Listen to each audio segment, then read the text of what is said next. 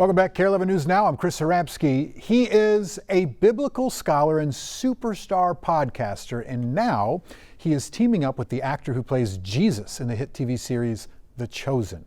Carla Halt has more on this latest passion project.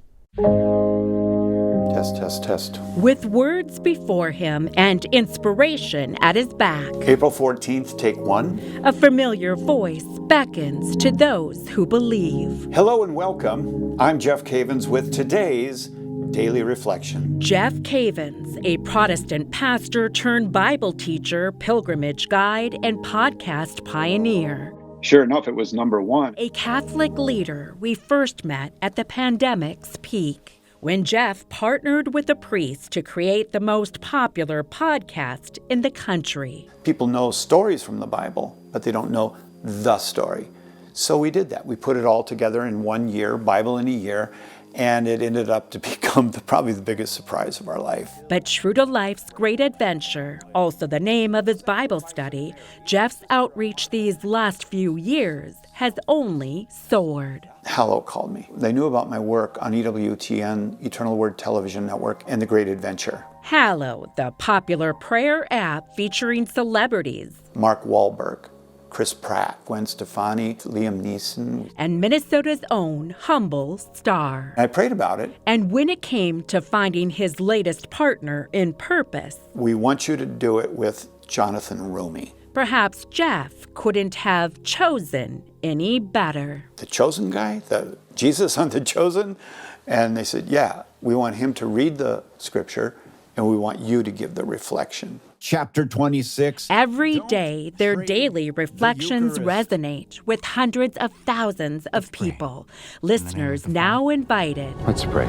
to follow Jeff and Jonathan on a new hallowed journey. Jesus said to him, Holy Week in the Holy Land. And so the idea would be that I would lead him on a pilgrimage throughout the Passion Week, like the Holy Sepulchre, the Garden of Gethsemane, all of these sites. So what people will see is he's seeing these things for the first time as an actor who's getting ready for a role, but as a Christian who is being impacted personally. It's a pilgrimage Jeff believes will ignite its own passion among people feeling overwhelmed. People are right now looking desperately for direction. A disorientation Jeff himself That's where a lot of people are at. The storms have come in. understands. This last 6 months of my life, both my parents died. The markers are gone. Last October, Jeff lost his dad, Bob, to Alzheimer's disease. A big hero for me, you know? A very smart man. He was vice president of Honeywell. He had a PhD in electrical engineering. You're watching your loved one deteriorate in front of you, and that's painful. And in March, Jeff lost his mom, Trish, to Parkinson's and another form of dementia. She paints, she does everything art, everything. A generation's end that for Jeff signals a beginning. I have to do what I teach. Markers are gone, life has changed, it's different. But amid the different, Jeff finds the familiar in message, I'm starting the day with prayer. along with a mission that inspires both follower and guide. Your children will look forward to coming back home. And that's what I'm trying to do on a daily basis, is to orient you in the midst of your storms, in the midst of the clouds. You can make it. You can live. There is hope. And I see light up ahead for you. I'm Jeff Cavins, and that's today's Daily Reflection. Carla Halt reporting there. You can learn more about Holy Week in the Holy Land on our website, KARE11.com. There are a lot of families who would love to say thank you to the Moana star, Dwayne "The Rock" Johnson. His character, Maui, is a fan favorite, making him a popular Make-A-Wish request. Well, a 7-year-old boy from St. Paul was among those many requests, and shortly before he passed, his wish was granted. Morgan Wolf spoke with his family about this meaningful gift.